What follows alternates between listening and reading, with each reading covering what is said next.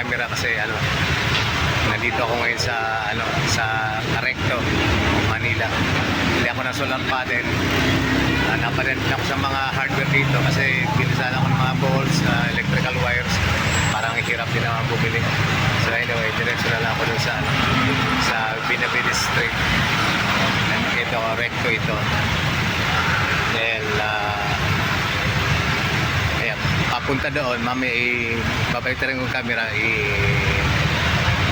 videoan ko yung papunta doon sa Binavides Street. Bibili ako ng solar panel. So, medyo lang ako dito, pasadaan ko lang dito sa may side ng mga tindahan ng mga hardware dito sa Recto. Tapos yung doon sa kabila na ito yung Binavides Street. Liliko ako doon. Papunta doon sa left, sa right side ko. Yung saan papunta yung mga sasakyan. Yung dito sa pababa dito, pababa ang number, so hindi doon. Ang pupunta akong number ay 1195. 1195. Yung dating Mars para distribute ng mga solar panels. BYD na yata pala ngayon yun. Tinignan ko naman sa Google Map at okay naman siya, napuntahan ko. Yun nga, nagbayad na ako kanina. So since hinihintay ko na lang yung panels, naglagalag muna ako, naganap na kumain tapos bumili ng ibang items, and ayun, naisipan ko mag video. So ito sa Binavides Street, corner ng CM Recto Avenue. Then tatawid ako doon, lakad na lang naman. So ang nilakad ko mula nung galing ako sa amin, tapos bumaba ako ng Quiapo doon sa Raon, nag-shortcut na lang ako papunta dito. Naglakad na lang ako. Base sa Google Map, yung 11-minute walk. So something like that. Naglakad lang naman ako papunta dito. And yun na nga, tapos na yung transaction namin kanina. So ngayon ko lang naisipang mag-video, at mamaya doon sa mismong site bibidyoan ko ulit para naman para meron akong, kung maganda ang solar panel, ipa-plug ko yun natin, ipo-promote ko para may mabibilang kayo ng solar panel na mura lang. Kasi 4,100 ang bili ko doon, 550 watts. Maingay dito masyado, kaya tigil ko na siguro itong video. Ayan, so video ako dito. Doon ako galing. And diretso ako doon. Lakarin ko na lang papunta doon sa 1195. And ito, hindi na gano'ng maingay dahil sa medyo secondary roads na lang kasi, kaya dahan-dahan na yung masasakyan. Ito pala yung barangay, barangay 260 zone 24 Tondo. Ayan okay. So malapit na lang naman, kaya video ako konti.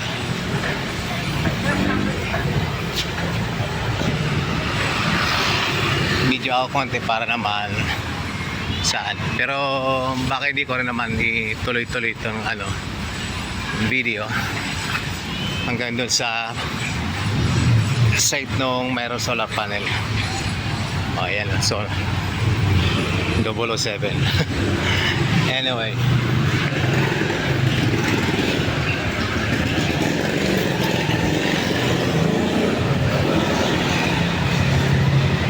okay, itigil ko na rin lang muna siguro dito ang video. Tuloy ko na lang ulit mamaya. Okay, dito na ako sa tapat nung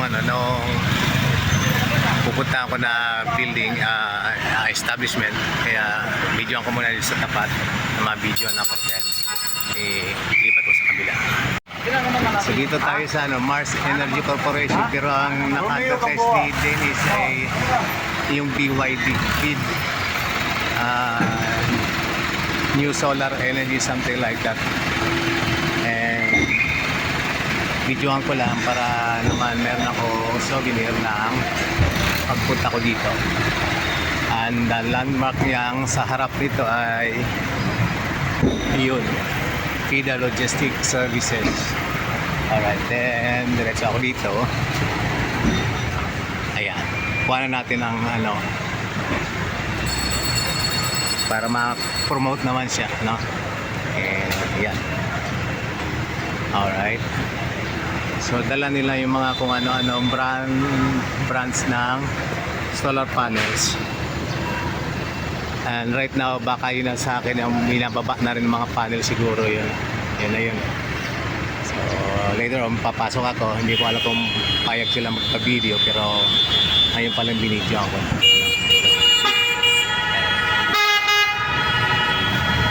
Alright, so video ako dito sa nasa loob ako ng nung site nung kuha ng solar panels. Ito si Dennis, ito yung kausap ko na nag-post sa group.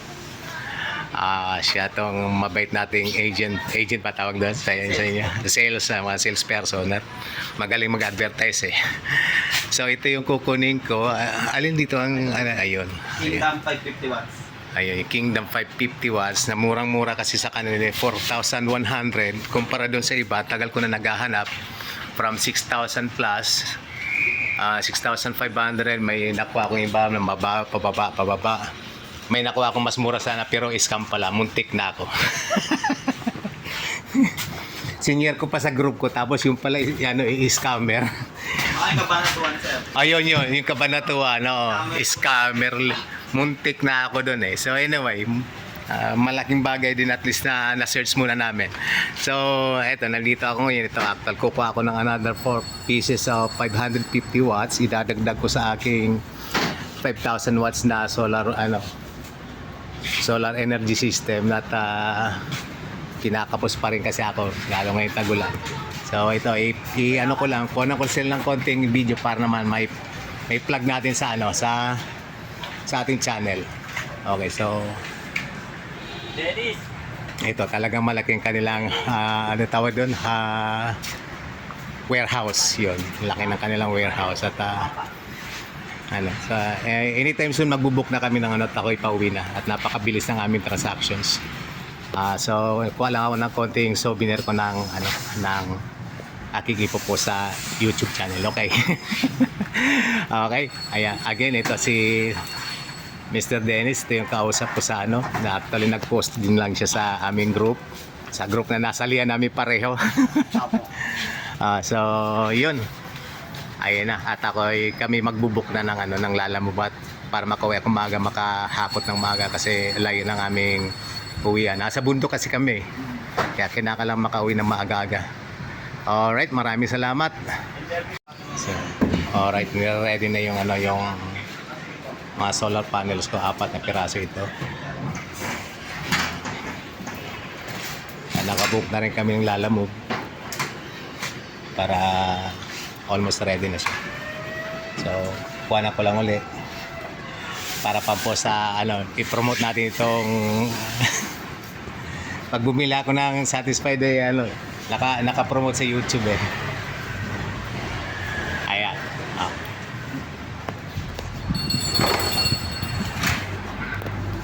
Ikot tayo para malaki ang warehouse nila. Talagang ayan puro mga ng solar panel. But anyway, patest ko sana ay dala daw yung mga yung tester, so walang chance na ma-test yan. Anyway, seems like in good condition naman. Ayan.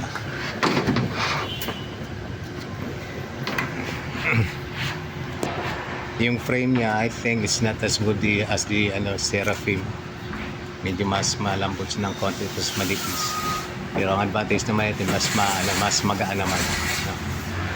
Ganun yun.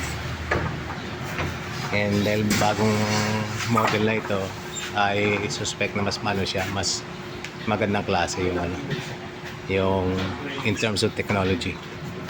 So let's just hope, ganun nga. Yung dati ko kasi na Seraphim panel, napakatibay ng frames. Yung binili ko na 400 watts. Ito ngayon tatry ako nito sa 550 watts na halagang 4,100 lang. So ang laki ng ang baba talaga. Ang baba. So advantage minsan pag bibili ka ng malaking panel, talagang medyo makakamura ka. Kaya, ayun. So, subok ako ngayon ng 4. Actually, ito na rin lang tong last na siguro itong bili ko ng upgrade ko ng sa aming solar solar adventure. Kasi laki-laki na rin. So, ayan. Again, pasagaan ko lang saglit. Makuha na ka, ma'am, ha? I-post ko, ma'am, sa YouTube to, ha?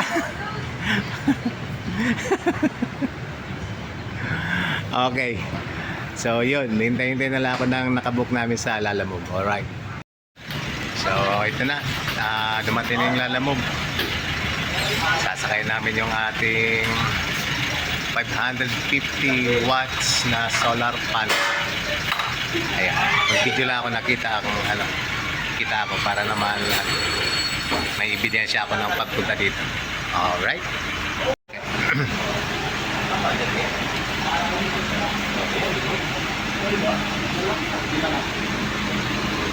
So, ayun.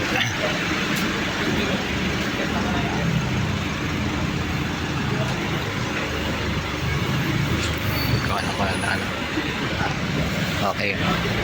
Tayo soon iakyat na po sa Lalamove. Higher than yung Kinda. See. Ano yung sabay namin? Akala. Alright, so yun. Wait na lang ako ng pag sakay sa Lalamove, then biyahe na kami. Again, dito kami sa okay, paki-state nga, boss, yung yung pangalangin yung BYD New Energy Photovoltaic. Ayun. BYD New Energy Photovoltaic. Sinerch ko sa Google and yun. Ito nga. Dito lang kami sa madaling Santa Cruz, hanapin. Manila. Ayun, 1195 Santa Cruz, Manila. So, mula doon sa binaba ako doon sa Raon, 11-minute walk papunta dito. And yun. At napakatahimik dito. Ang ganda ng makita nyo talagang ulitin natin. Ang ganda ng mga punong-puno talaga ng ng mga equipment para sa solar. Ayun. Ano nga ito mga ito, boss? Pakita na nga natin. Yan, Second warehouse. Ayan. Ito sir, micro-inverter. Ayan, micro-inverters. I won't be needing that. Off-grid lang kami na na nasa bundok. So, ayan. I-plug natin tong kanilang Okay, dito tayo makakabili ng murang-murang solar panels, ha. Promo lang ba to, sir, ngayon? Opo, sir. Ayun. Opo po ngayong June. Sana ngayong- ma-extend pa, sir. Para marami pang makakakita. Ngayong June lang ito, so kaya ako nagmadali na rin.